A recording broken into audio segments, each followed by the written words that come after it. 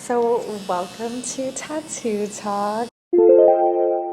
This is the wonderful Joann. This is Tattoo Talk, where I tattoo or talk, and sometimes both. She's been coming to me for how many years would you say now? 3. 3 years, yes. Yeah. And she's followed me from shop to shop, and I'm so thankful for her. She is definitely one of the sweetest clients I've ever had. She bakes the most delicious cookies. So, what is your first tattoo, and what drew you to getting it? The first tattoo I got is I have a Buddhist symbol on my back that I got, I think, when I was like 19 or 20. Okay. And I think I was in a point in my life where like I wasn't very religious, and I wasn't necessarily thinking of Buddhism as a religion, but more as like a philosophy and how to live life. Oh, yes. And the idea that like we should be, as people, just like kind to each other and respectful to each other. Definitely. And I like knew I wanted to be a teacher since I was a kid, and like I felt like it was a good way to like frame my life. Yeah. You know? That's so amazing that you followed your childhood dream. I know. And became a teacher. And also, I feel like that is really wonderful, those teachings. Just be kind to other. And at the end of the day, a lot of religions teach the same things, but it's the extremists, I feel, that make things get misconstrued. For sure. Yeah. It's like definitely interesting, like teaching history, like being around kids and like hearing their perspectives and what they hear at home, and like I try my best to try to tell them like I'm never going to tell you how to think or how to feel. I just want to teach you how to think. Yes. That's, You know? I love that. But it's definitely been interesting as years have gone on to see how politics, religion, the economy, like all these big like world things like can impact a regular teenager, you know? No, definitely. I love that quote you just said. I don't want to teach them what to think. I want to teach them how to think. And I think that is so important, especially we grow up around adults that might not know the right things or have the most like conscientious beliefs. Yeah. So it's wonderful that you're teaching them to just think about everything through, like think about why you think the way you think. And I feel like that's really And I amazing. tell them too, like, what if I'm wrong? Like, don't live your life like me. Yeah. You know, do your own thing. And figure it out yourself, because I could be completely wrong about stuff. Yeah. And at the end of the day, it's like their life that they have to live. Uh-huh. Yeah. So how did you get into tattooing? Or when did you realize you wanted to become a teacher? Because you've said that you wanted to become a teacher since you were a kid. Yeah. I think that, like, a big part of, like, and I talk about this in my psychology class, is, like, our birth order. And, like, where you fall in your birth order with your siblings. And I am the oldest daughter. Ooh. And so I was definitely, like, raised to be super... I'm not gonna say bossy, Vic, but I am bossy. And I'm definitely like I own that now. Like I don't see it as a fault. And you had to be because... You have to be, yeah. I have a younger brother and sister. Yeah. And we have definitely like grown into our relationship now where like I'm not as bossy and they gotta figure out their own life. But when we were growing up, I felt like I was responsible for them. Yes. And I do remember, and they remember too, when we were kids, we'd like play school, and I always had to be the teacher. That is so cute. And I would like try to teach them whenever I was learning in school.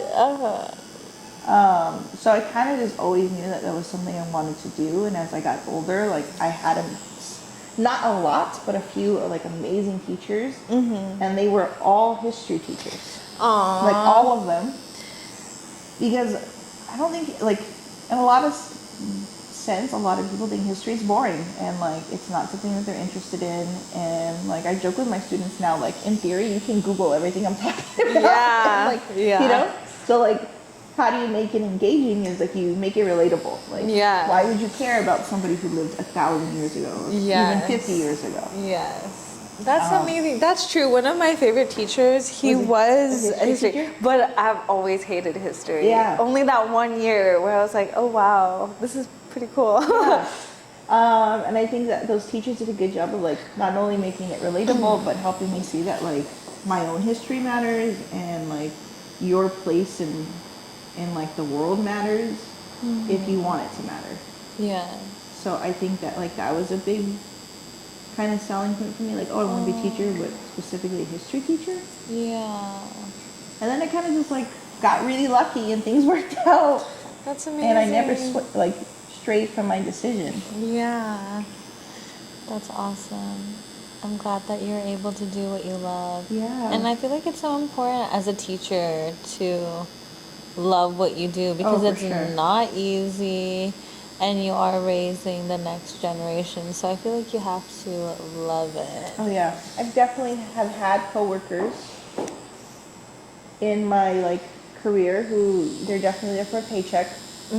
And they're there and they clock out at 3:30, and I mean I totally understand. Teaching is very draining, like physically, mentally. Yeah. So I get it. I don't fault them for that, but it's almost 12 years and I'm still really passionate about it. I still really care. But yeah, of course, it takes a toll on the person. Yeah. And if you're not, what's like, we were talking about the pandemic earlier.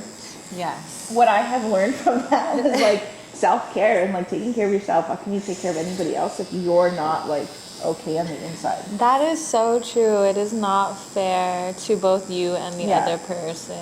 You know, you really do have to put on your mask Yeah. first before you can help anyone else put on theirs. So I was actually just this morning, I go to the gym with the old coworker of mine every morning. Yeah. And so we were talking about it because we were talking about some former students. And I said it's interesting, like it's so easy as an adult to say like, oh, these kids, they're not like prepared, and oh, the pandemic did this to them, and oh, they can't. But like, what about us as people, like Yeah. as the adults in the room? How did it change us, and are we doing enough for them now? Like, I know it's been years, and so easy to say, well, that was years ago, it doesn't matter anymore. But like from a psychological development perspective, it does. Yeah. It doesn't go away. Yeah. So it's been interesting to kind of see and think about like internally as a person, like how am I taking care of myself and am I doing enough for me before I can help other people? And that's wonderful that you think about that because some people do work until they burn out, and then I feel like it does more harm than it does good in the moment, you know? Yeah, I will say that I know it's for so many people the pandemic was this horrible life-altering thing. But like I told you before, it's like all about perspective. Like I feel like for me, it ended up becoming an opportunity to change a lot of bad habits. Yeah. And to think about like my life differently. Yeah. And like I was going to burn out. Like I was in a work situation that was not healthy. Yeah. And not good for me. And it took this horrible like global catastrophe for me to see that. Yeah. And some people never see it, I know. you know? So I'm so glad that you're able to see that.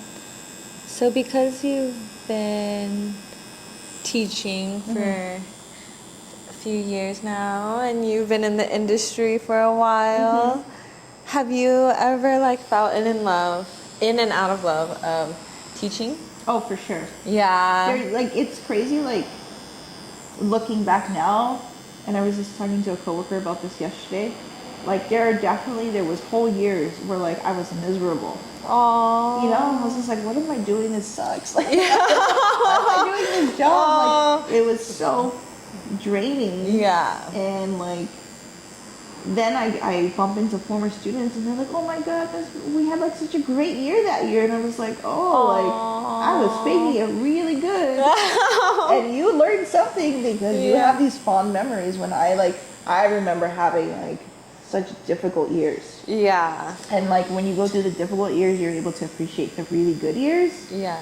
And so I can say like the last 4 years have been really, really amazing. And maybe that comes with like more experience. Like I don't worry as much about stuff because I've kind of lived through so many things that have happened in my classroom now that it doesn't faze me. Yes. It could be me getting older. It Yeah. could be, I don't know, just I'm at better schools. It's just a whole bunch of things to consider. Yes. You know? Definitely. But yes, to answer your question, yes, there were tough years, not great years, whatever years. Yeah.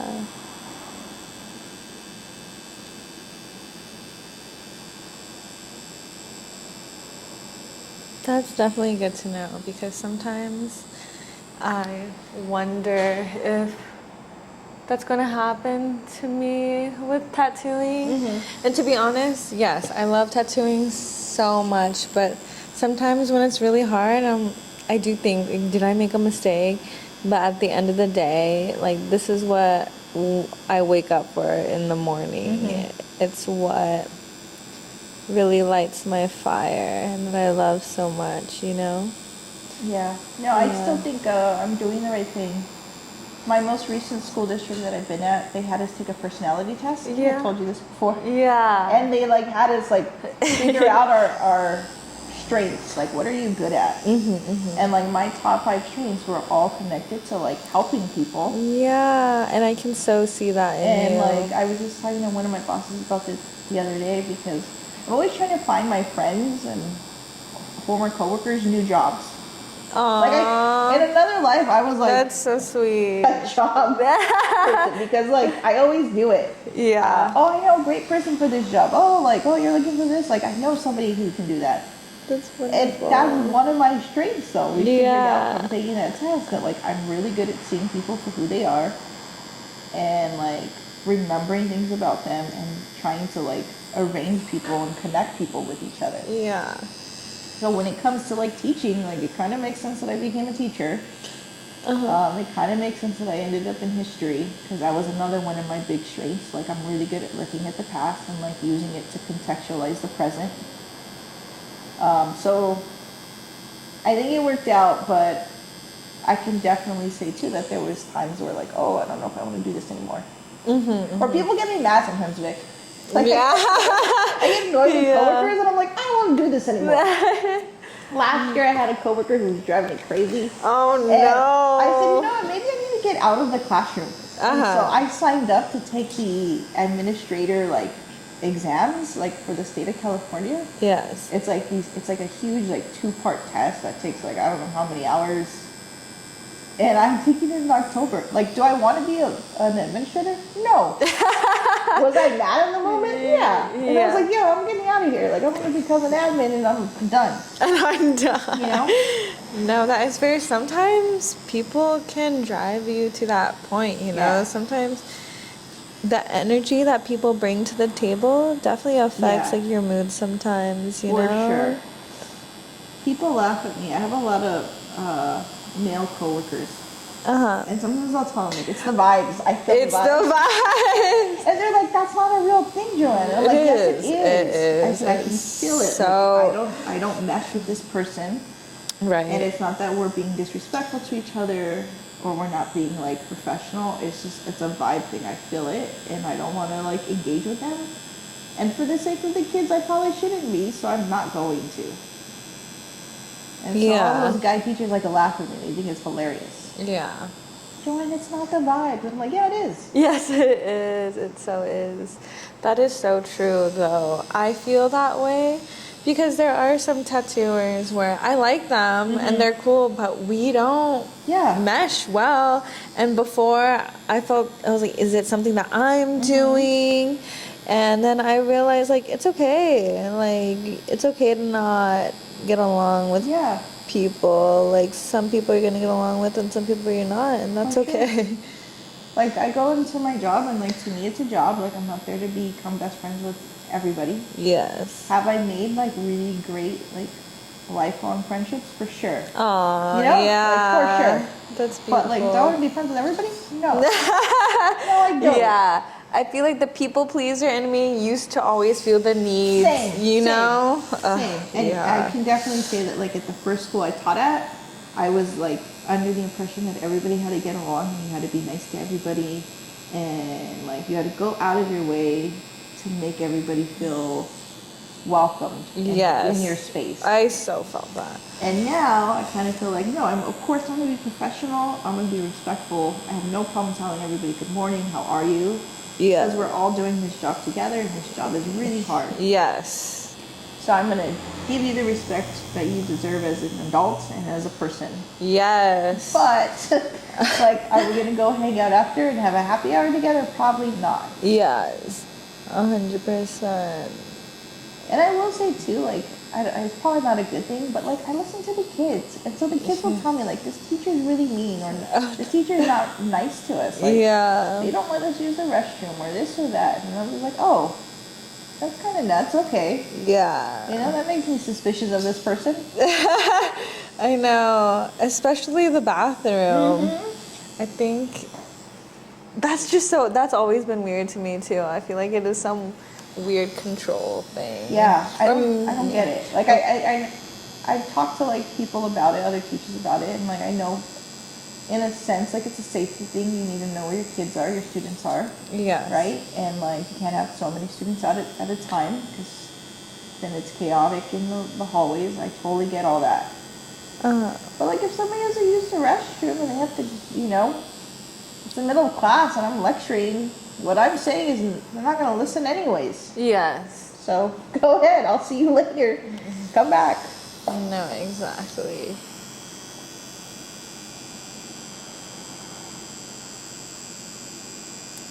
And it's really awesome that you're so understanding. You really treat people just like human beings, you know, and Yeah. I agree with that sentiment. Like, even if you don't like your student or get along with your coworkers or whatever, like, at least treat them like a human being. Treat them like a human being. You know? It's so funny, like, in my AP psychology class, we talk about, like, needs and the hierarchy of needs and, like, Maslow, yeah. And so we talk about how fundamentally we all need these things. And so I tell them, like, okay, let's go through the pyramid together. And I'll say, all right, like, think about one teacher in your schedule of classes. His is teacher, like, you know, providing each of these needs. And so they'll keep their hands up, and as we go through each part of the pyramid, like, the hands start dropping, you know? And then I said, okay, like, let's look at my classroom. Like, I'm not a perfect teacher, for sure. I make mistakes all the time, but am I meeting all your needs? And so then we talk about it, and I'm able to say, like, oh, well, here are all the ways I'm providing you for all these things. And they said, yes, like, you're, like, the only one we know who does that. And I said, I know, but, like, I'm also the only AP psychology teacher who, like, teaches this every year and can understand that, like, at your core, like, if I want you to learn these really, really complex things, you need all these needs met. You're not going to be able to focus if you're hungry. You're not going to be able to focus if you're thirsty. You're not going to be able to focus if you have to use the restroom. Yeah. You know, you're not going to be able to focus if your mental health is not, like, you're not having a good day. Yes. So I can say, like, I'm very lucky I'm at a school where, like, we have a wellness center, we have therapists on campus, we have school psychologists and counselors and all these things for the kids. And, like, I tell them all the time, if you're not having a good day, like, go to the wellness center. It's okay. This is not that important. Like, my class, like, that's what I think. Like, I take my job serious, but I don't take myself serious. So I'll tell them, like, this is not that important. Like, go do what you have to do for yourself. And you don't take it personal. No. I feel like some teachers, like, take it personally, or they feel like, oh, this kid is, like, interrupting me because they're trying to be disrespectful. But it's like, I think he just needs to go to the bathroom. Yeah. You know? Yeah. And it's so great that you also take care of their mental health as well. Oh, yeah. I feel like that's so liberating. And treating someone with respect, it really builds their confidence up intrinsically. Yeah. Because I will say that, like, I always tell them that, like, it's the beginning of the year. Like, I was already thinking yesterday, like, what am I going to say this year? Yeah. I always tell them at the beginning of the year, like, I have no idea like what happened on your way to school this morning. I have no idea like if you fought with your mom. I have no idea if you had to walk to school. I have no idea if you've had breakfast yet. You're coming into my classroom and like you're not a blank slate. Like you've lived a whole life by 8:30. Yeah. I've lived a whole life by 8:30. Yeah. So I'm not gonna like make these assumptions about you. And like last year I had a student and she was like the most amazing kid, and she would fall asleep in my class, and like I finally just asked, like I always just like brush it off and I'll talk to them the next day. Yeah. You know? And I kind of asked like, what's going on? Like, why did you fall asleep yesterday? And so she was really open and honest and said like, oh, like I worked last night and I was supposed to take an Uber this morning to school, and I didn't have the money for the Uber, and so I took the bus. And I was just like, wait, what do you mean taking a bus and Uber? I said, don't you live like close? And she's like, no, I actually moved. We moved about 6 months ago, and so I don't live like in the district anymore. I live like 45 minutes away. Oh my gosh. And I said, so you Uber every day to school? And she's like, yeah, that's how I get to school. Oh my So god. we had like a conversation about like, okay, like, you know, Yeah. what does that mean for you? Like, if that's the case, you know? And so then she ended up staying with a family friend to finish the year off, and it was fine, but I just thought like, man, like, this is really, like, I don't know what's happening. Yeah. You know? That's super tough for her too. So it's hard, like, as a teacher. She hasn't been my only student who I'm sure has had those, you know, experiences and things that they have to do in their lives to get like where they're going. Yeah. And so I really do try to like be cognizant of the fact that like it's not being nice to them, it's just being empathetic to their situation. Like we all have situations, we all have things that we're going through. Definitely. And that's the golden rule. Treat others as you would want to be treated. And also, not everything is personal. No. Yeah, that's No. another like For sure. big thing. For sure. It took me years though to like get to that point and understand like don't take it personal. They could just be having a bad day today, you know. They're in high school, Yeah. and they rightfully so feel like everything that's happening in their life has never happened to another person before. They Yeah. have a lot of emotions, a lot of feelings, and Definitely a Yeah. lot of feels. a lot of feelings. And I'm not going to judge them for that, and I just have to be patient, Yes. you know? No, definitely. There should definitely be more teachers like you. I think it's interesting. I feel like there are a lot of us who think like that, but the way education works, it's so hard to keep good teachers like in the classroom. Oh, I bet. You know? Yeah. What is a couple reasons why? Money, Yeah. you know? That's a big part of it. I mean, I was literally just texting this morning with a friend who's a teacher, and it's the first instructional day where like teachers have to be on campus but students don't have to be for her district. Okay. Yes. And she didn't have a contract until this morning. Oh so my she didn't know if gosh. she had a job until this morning. That's scary. And like I'm very fortunate to be in a district that like we have resources, and I didn't have to wait until today to know if I had a job or not. Yes. And so I mean there's a lot of insecurity in teaching that I don't think people realize, because if you're not tenured, you're living like year by year, contract by contract, and they can just say like, we don't have space for you anymore, we don't have a need for you, we're releasing you. Wow. You know? So, does that mean that public schools and private schools operate the same way? Some people are tenured and some people are contract, or private they go on their own accord? Private, so yeah. I've taught at a charter school before. I've taught it at two regular public schools before.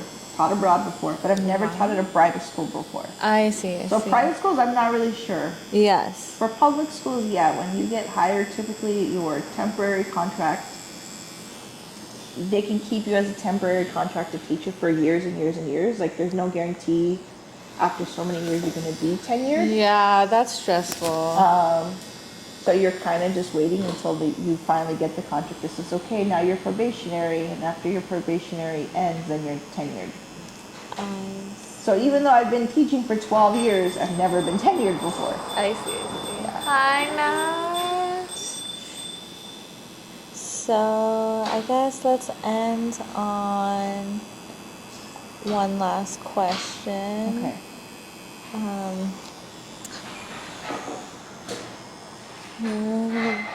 What's the most fulfilling part of being a teacher?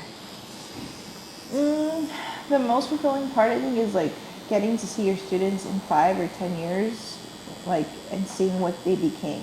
Yeah. Because I tell my students, like, if I do a good job, like, you shouldn't be coming back to see me. Like, you're gonna be so busy in your lives doing your own thing that you're gonna forget about me. Like, that's when I know I did my job. Aww. And so sometimes I bump into former students. Like, I was at the mall like 2 or 3 months ago. Yeah. And just like across the way, I was walking out of H&M, and I saw one of my, like, 2 of my former students walking, and we both stopped.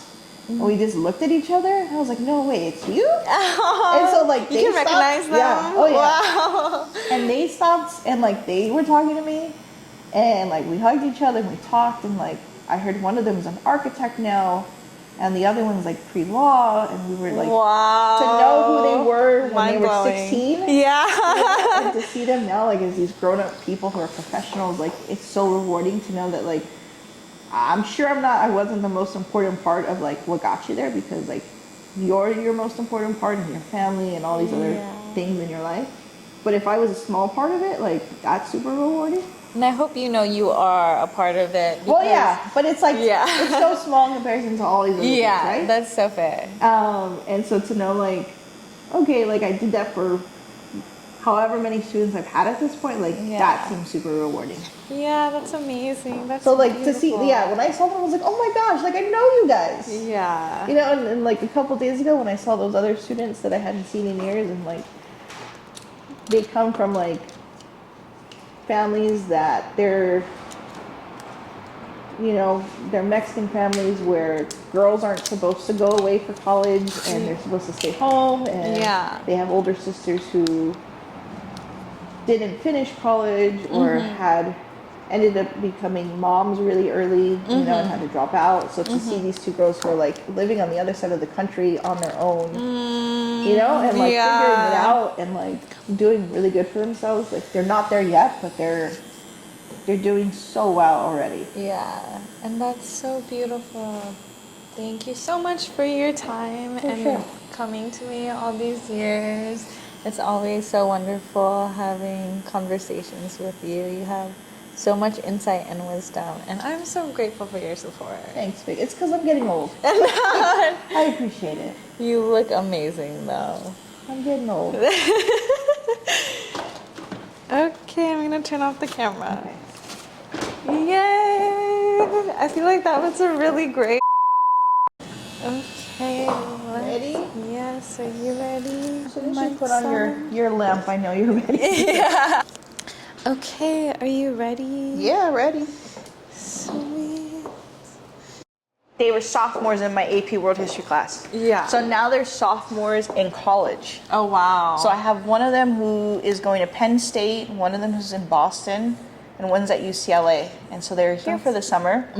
We met up. I hadn't seen them in person since March of 2020. Wow. Right? And 4 years is a lot. They grow a lot. So, like, we're having these conversations, and, like, they're super, super smart girls, and they're telling me about their career choices and their majors. And, like, one of them's, like, or 2 of them right now are interning at an accounting firm, and, like, one wants to major in business, and, like, all this shit, Yeah.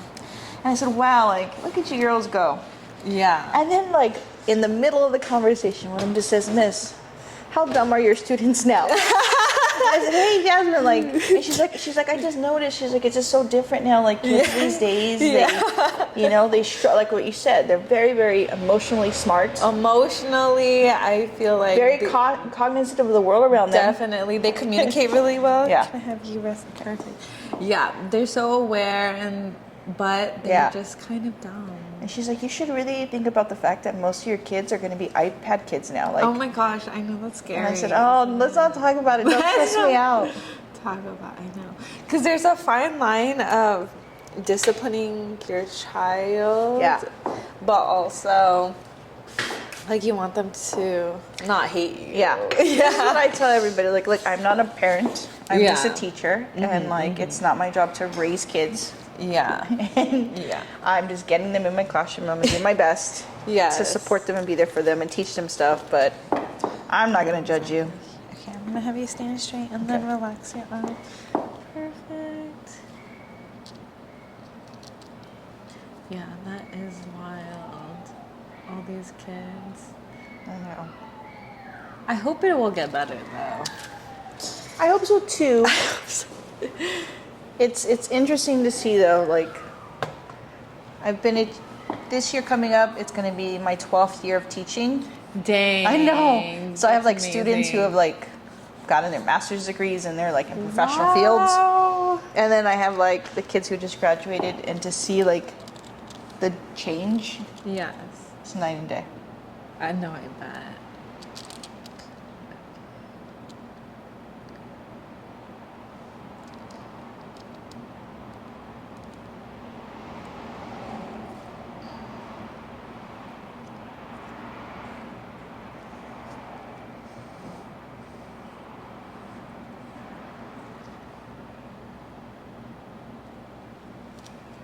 Okay, I'm gonna tilt it a little bit, but how do Okay. you like the height? The height, Yeah. Would you like it a little bit higher? Or maybe a little bit, okay, because perfect. I feel like it's really close to where The my arm crease. bends. Yeah. Yes.